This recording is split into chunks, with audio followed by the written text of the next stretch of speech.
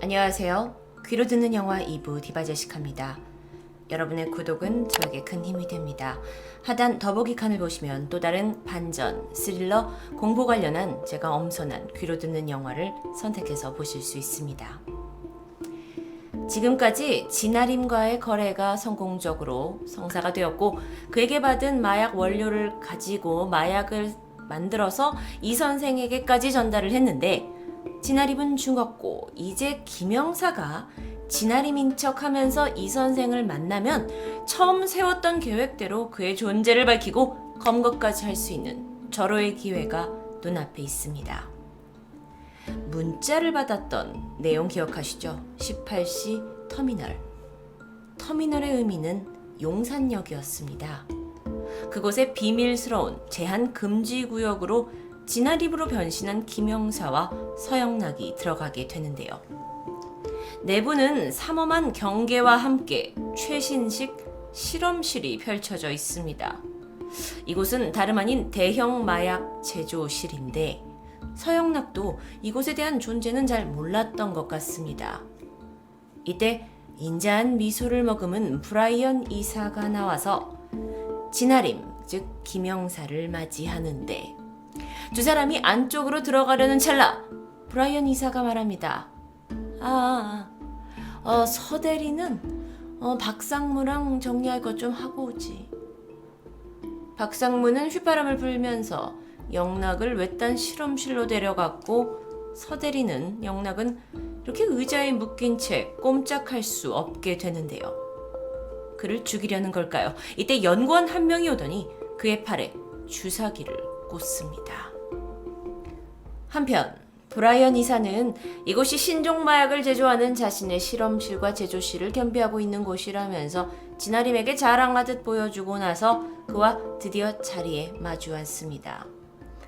그리고 소금 공장에서 제조해온 마약을 들이미는데 이 마약 기억하시죠? 이 선생 확인을 받아야 한다면서 박상무가 가져간 겁니다. 이때 눈치를 채고 김영사가 묻습니다. 자네가 이 선생인가? 브라이언 리는 자신의 손에 껴있는 반지를 만지작거리면서 이야기를 하려는데 이 반지에 무한대 표식이 보입니다. 제 인사가 늦었습니다. 제가 바로 이 선생입니다. 이 말에 김영사가 일단 담배를 하나 꺼내 피더니 잠시 생각에 잠깁니다. 그러더니 이렇게 말해요. 그럼 이 선생, 자네가 아버지를 죽였나? 생각해보니까 죽은 오연옥이 이 선생이 재벌 이 회장을 죽였다고 했었는데 그렇다면 자기 아버지를 죽인 걸까요? 이 질문에 브라이언이 아주 불쾌한 표정을 지으면서 선을 넘지 말라고 말하는데 김영사가 말합니다. 내가 이 선생 하나 보고 여기까지 왔거든. 어떤 한 인간을 존나게 집착하다 보면 이상한 신념이 생겨. 근데 왜 나는 이거 와닿지가 않냐? 브라이언의 표정이 영똥 씹은 것처럼 불편합니다. 그는 옆에 버튼을 눌러서 하수인들을 호출했고 곧이어 한 6-7명의 경호원이 회의장을 둘러쌉니다. 잘못된 신념을 갖는 건 못 고치는 병이에요. 그쪽이 먼저 이렇게 판을 엎었으니까 지금부터는 내 맘대로 할게. 응? 이렇게 있다가는 자신이 이 선생이라고 주장하는 브라이언 이사한테 김영사가 당할 상황인데요.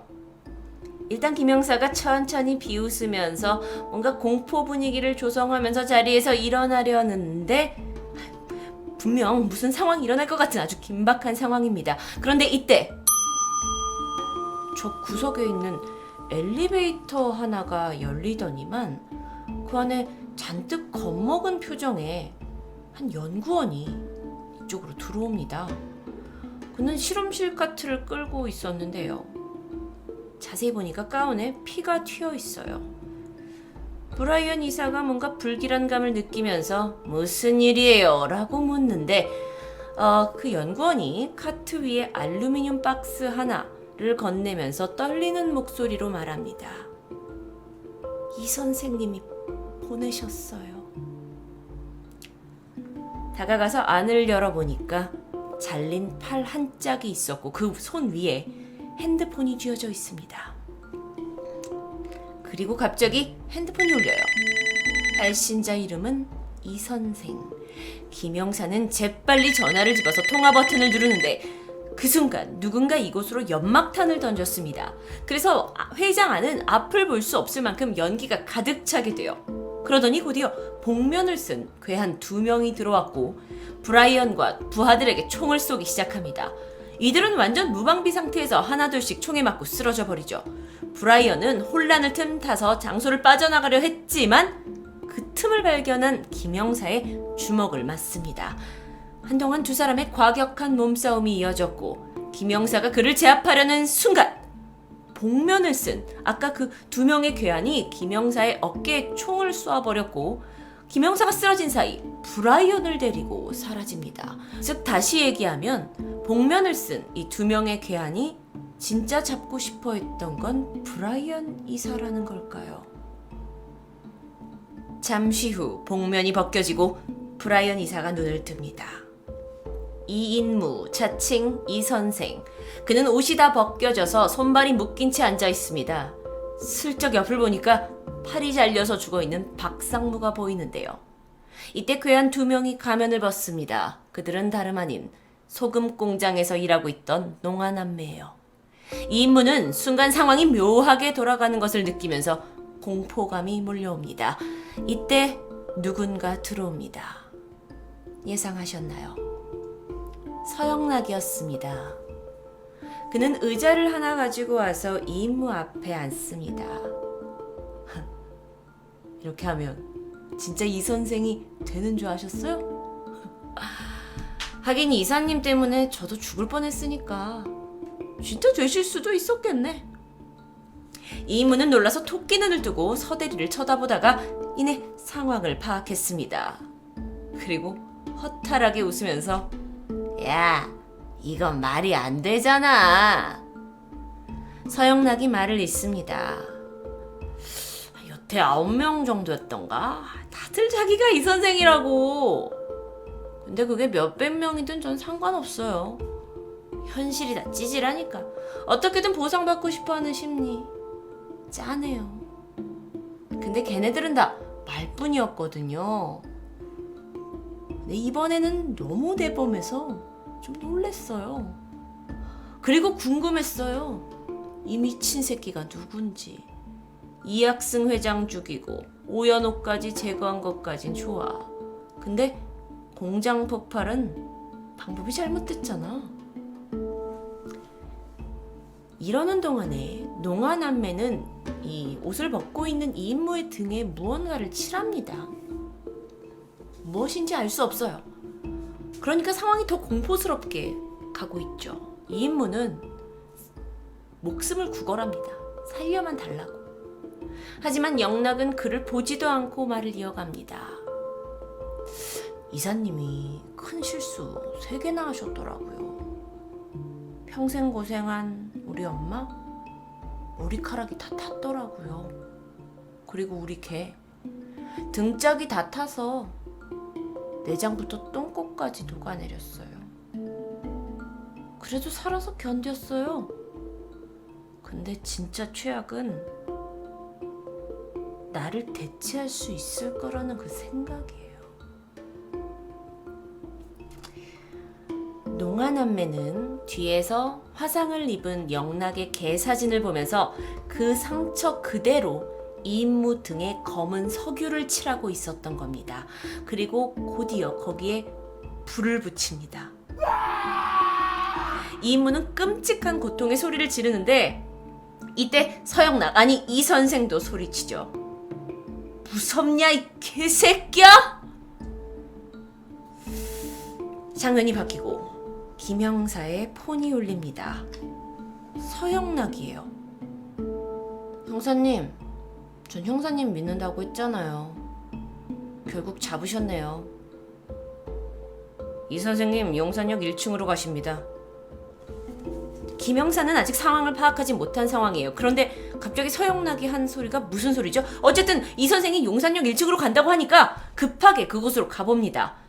한가운데 사람이 쓰러져 있고 천으로 덮여 있어요.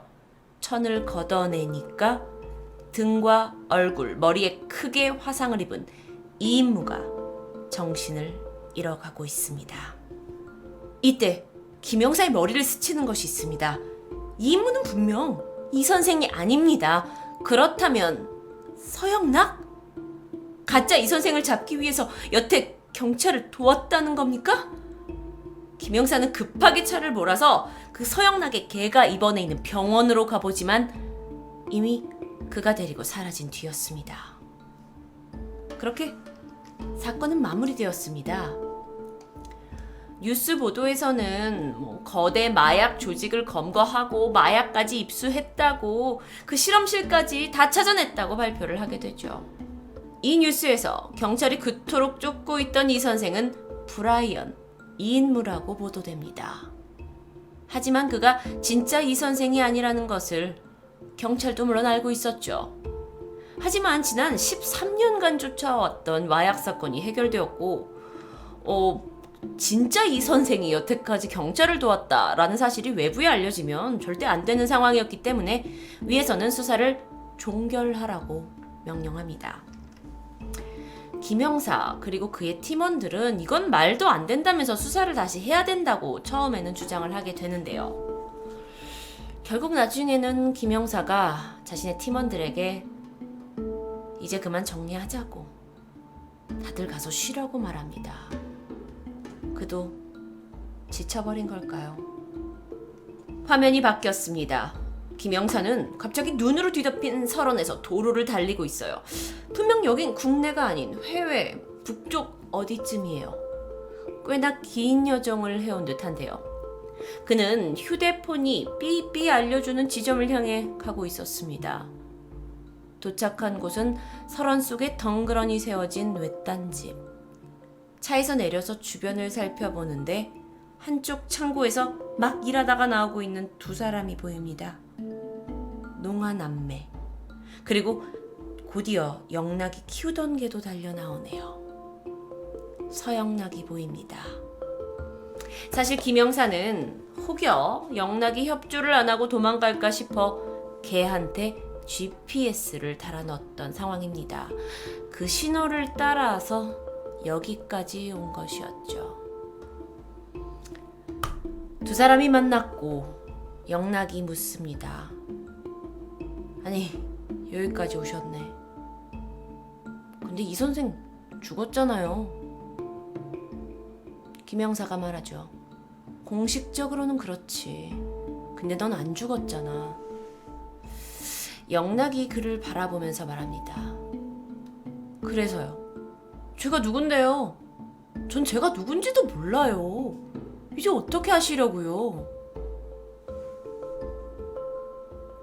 이 질문에 김영사는 한참 동안 아무 대답을 하지 못합니다. 그는 무슨 신념과 집념으로 여기까지 온 걸까요? 영락은 형사에게 커피를 내려주고 둘은 그렇게 설원 속 외딴 집에서 창가 앞에 마주 앉아 침묵을 지키며 커피를 마십니다. 김영사는 창밖 설원을 바라보면서 한참이나 생각에 잠긴 듯 했죠. 그러다 고개도 돌리지 않고 입을 엽니다. 넌 살면서 행복한 적 있냐? 곧 단발에 총성이 울렸습니다. 열린 결말을 암시하고 있는 영화 독전의 엔딩인데요.